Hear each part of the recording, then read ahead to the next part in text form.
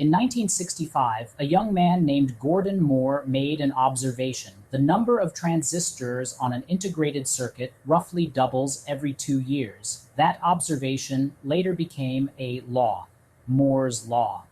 For the next 60 years, the entire semiconductor industry revolved around one simple rule: make transistors smaller, denser, and cheaper. Every 18 months, chip performance doubled and costs fell. This was not a law of nature. It was an industry compact. Everyone believed in it, and everyone invested, developed, and scheduled their roadmaps accordingly. But today, in 2026, that compact is broken. Beyond the 7 nanometer node, the returns from pure dimensional scaling have flattened. Lithography tools are approaching the physical limits of patterning. EUV depreciation dominates wafer costs, and the design budget for a leading-edge chip has exceeded $1 billion per chip.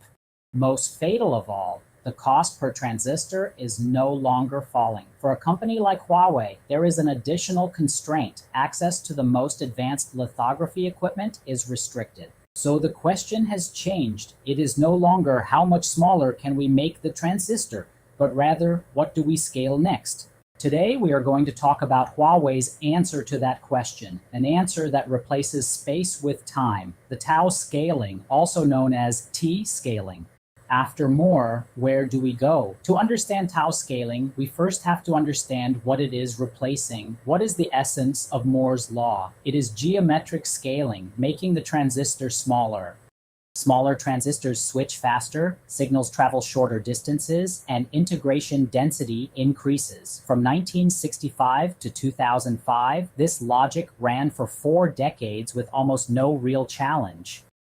Around 2005, Dennard scaling broke first. Voltage could no longer scale proportionally with feature size, and the dark silicon era began. You could pack in more transistors, but you couldn't power them all at once. Geometric shrinking itself continued. FinFET arrived, then gate-all-around, GAA, then EUV lithography, but after 7 nm, even geometric scaling stalled. What went wrong? First, physical limits. When the transistor channel shrinks to just a few nanometers, electron velocity saturates. Making it even shorter no longer helps, because signal speed is no longer tied to channel length. Second, parasitic effects. Transistors get smaller, but the wires connecting them also get thinner. Resistance and capacitance increase. Wire delay starts to dominate over the transistor's own switching delay. Third, cost. An EUV lithography machine costs hundreds of millions of dollars. A single mask set costs tens of millions. Spread over each chip, the cost per transistor at the leading edge stops falling, and in some cases, it rises. This is the so-called post-Moore era. The question is no longer how do we make the transistor smaller, but what do we use to replace smaller as the measure of progress? On May 25, 2026, Tingbo He, president of Huawei's semiconductor business, published a paper on China Chiv, the preprint platform of the Chinese Academy of Sciences. The title was A Time-Scaling Theory for Multi-Layer Electronic Systems. This is the V1 version of Tao scaling. Her core proposition is startlingly simple: replace space with time. In the V1 paper, Tingbo, he introduced a concept. It's scaling. T, the Greek letter, stands for a time constant. In an electronic system, TT can be the picosecond level switching delay of a transistor, the nanosecond level signal propagation delay of a circuit, the microsecond level memory access latency of a chip, or even the millisecond to second end-to-end response time of a data center. The core claim of T-scaling is stop using transistor area as the primary metric of progress and adopt time itself. A single characteristic time constant T as the unifying optimization target spanning on 12 orders of magnitude, from a switching transistor to a data center workload. This idea sounds simple, but its implications are profound. In the past, a process engineer optimized line width, a circuit designer optimized delay, a system architect optimized throughput. They spoke different languages and measured different things. T-scaling says, everyone optimizes the same thing, time. The V1 paper laid out the theoretical framework and pointed to preliminary technical directions. At the transistor level, reduce switching delay through mobility enhancement, strain engineering, high-K metal gate, and GAA architectures. At the circuit level, shorten signal paths using lower resistivity conductors, low-K dielectrics, and most importantly, vertical integration. At the chip-in level, compress computation and memory access latency through architectural choices, pipeline depth, and memory hierarchy optimization. At the system level, shorten end-to-end communication time through interconnect topology, protocol stacks, and fabric design. Among these, the most critical technical direction is called logic folding. What is logic folding? In traditional chip design, all logic gates are placed on a single plane. A signal going from point A to point B travels along a long metal wire. The longer the wire, the greater the parasitic RC, and the larger the delay. Logic folding's idea is fold the chip. Distribute the logic gates on critical paths across 2, 3, or more vertically stacked active tiers connected by ultra-fine pitch hybrid bonding. From the circuit designer's perspective, the two tiers behave as a single continuous fabric, but signals now travel a much shorter path. Parasitic RC drops sharply, clock skew tightens, and frequency increases. Think of it this way. A city needs more parks, schools, and hospitals, but land is limited and commuting times are growing. Logic folding does exactly the opposite. Stack one district on top of another, and install millions of elevators, hybrid bonding points, between them. That drastically shortens distances and saves time. The V1 paper laid out this framework. It answered, "What is Tao scaling?" But it left one crucial question unanswered. Can this actually work in practice? On July 3, 2026, less than 40 days after V1, Tingbo he released the V2 version of the paper on China Shiv. Unlike V1, which mainly answered what is Tao scaling, V2 reorganized the discussion into a full 8-chapter framework, added critical engineering definitions, and, for the first time, revealed real-world measurement data from mass-produced chips. In one sentence, V1 is the manifesto, V2 is the engineering proof. V2 does 3 things that V1 did not. First, it fills in the engineering principles. V2 introduces a key concept, the gear ratio, defined as the pitch between hybrid bonding connections and the top metal routing layer. Only when this ratio falls below 3 and ideally approaches 1 does the design space transform from a discrete macro block level optimization problem into a continuous cell level optimization problem.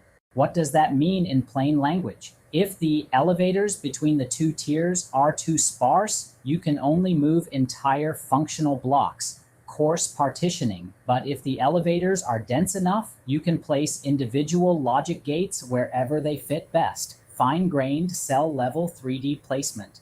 Huawei spent years of process development across its supplier and partner ecosystem to achieve ultra-fine hybrid bonding, TSV scaling, and overlay accuracy. Second, it publishes mass production measured data. This is the heaviest payload of V2. Compared to the 2025 Kirin 9030 Pro, the 2026 Kirin 2026 uses logic folding with 2 active tiers, and both chips are manufactured on the same mature process node. Transistor density jumps from 155 MTR-MM2 to 238 MTR-M2, a 53.5% increase. That kind of improvement previously required 3 years of geometric scaling. At 1.1 V supply, the maximum frequency rises by 13% to 3.1 GHz. At equivalent performance, power consumption drops by 41%. SRAM operating frequency improves by over 40%. Clock buffer count is reduced by more than 50%. Clock skew is cut by 25%. Wire length is shortened by about 30%. Pay attention to the key detail. Kirin 2026 and Kirin 9230 Pro use the same mature process node. No advanced lithography was used. The density leap, which would have taken 3 generations of geometric scaling, was achieved purely through logic folding and the T-scaling design methodology. Third, it details a full scenario technology roadmap. V2 maps out the evolution from 2 tiers to 3, 4, and more active tiers per package. TSVs will migrate from the top metal down to the M6 layer, freeing up over 30% of high-level routing resources. In the AI domain, the Ascend 990 will introduce LogicFolding around 2030. By 2035, transistor density is projected to reach 400 MTR-M2 and beyond. CPU performance core frequencies are targeted at 4 GHz and above. From 2.6 GHz in 2023 to 4 GHz in 2029, that's over 50% improvement in 6 years, and without relying on a more advanced process node. At the AI system level, V2 elaborates on 3 coordinated technologies that compress system-level T. Unified bus, a single memory semantic protocol that replaces the stacked protocols like PCIe, NVLink, Ethernet, and software-based remote access. Remote access latency drops from tens of microseconds to about 100 nanoseconds, a 500-fold T compression. Hi1, a near-packaged optical engine delivering 8 Tbps per module, cutting the required SerDes reach from 100 cm to just 5 cm. 3D folding solves the N2 versus N dilemma of 2.5D packaging. In conventional 2.5D, compute scales with area, N2, but memory bandwidth, I/O, and power delivery, all carried along the edge, scale only with perimeter N. 3D folding moves these edge-bound resources onto vertical surfaces, restoring N2 scaling for bandwidth and power. Together, these 3 technologies aim to make large-scale AI clusters behave like a single chip. V2 also adds multiple new principal and physical diagrams covering the T-layered spatio-temporal model, LogicFolding architecture, bonding interface cross-section, unified bus interconnect, and Hi1 optical engine. The theory has now extended from conceptual exposition to full system technical path visualization. So, what exactly is the relationship between V1 and V2? V1 answered the what. What is T-scaling? What is LogicFolding? What is Tao scaling? V2 answered the how, what gear ratio is needed, what are the measured results, what is the 5 to 10 year roadmap. Specifically, V2 has 3 major upgrades over V1. First, a complete theoretical system. The scattered discussions are consolidated into an 8-chapter framework with clearer logic and technical layering. Second, first ever mass production measured data. Real chip performance validates the engineering implementation of Tao scaling, filling the theory-heavy, evidence-light gap of V1. Third, a detailed full scenario technology roadmap. Clear milestones are set for mobile and AI scenarios. In autumn 2026, Huawei will release its first complete Tao chip, the new Kirin mobile SoC. This will be the first large-scale test of Tao scaling moving from paper to product. In an interview, Tingbo He described the improvement in performance, integration, and transistor density compared to 2025 as jump-like. As of this recording, the V2 paper on China Chiv has received over 268,000 views and more than 53,000 downloads. The fact that an academic paper update can generate such attention shows that the entire industry is searching for answers beyond Moore's law. Tingbo, he wrote at the end of the paper, the next 10 years of work are scoped, many open questions remain, and no single organization can address them alone. The toolchain, the standards, the benchmarks, the device physics, and the economic models all require contributions from beyond any one company. This perspective is therefore intended as both a report from the field and an invitation. The challenges remain huge. Today's EDA tools were built for 2D design. They must be re-architected as T-native, 3D-native toolchains for continuous optimization. Inter-wafer process variation, vertical interconnect RC overhead, thermal management, each is a tough nut to crack. But the direction is clear. The geometric era has, in fact, concluded. Denial of that fact is not a viable strategy. The era of acceleration through miniaturization is giving way to an era of acceleration through T-optimization across the multi-layered electronic system. and the companies, research groups, and ecosystems that adopt T as the primary objective in the next 6 to 10 years will determine the shape of computing in the decade thereafter. From make the transistor smaller to compress time, this is not a simple technical iteration. It is a paradigm shift. For 60 years, the semiconductor industry has raced against space. Over the next decade, it will race against time. And the starting line for that race has already been drawn. I'm Steven. Thank you for watching. If you are interested in chips, semiconductors, and post-more technologies, please like, subscribe, and share. See you next time.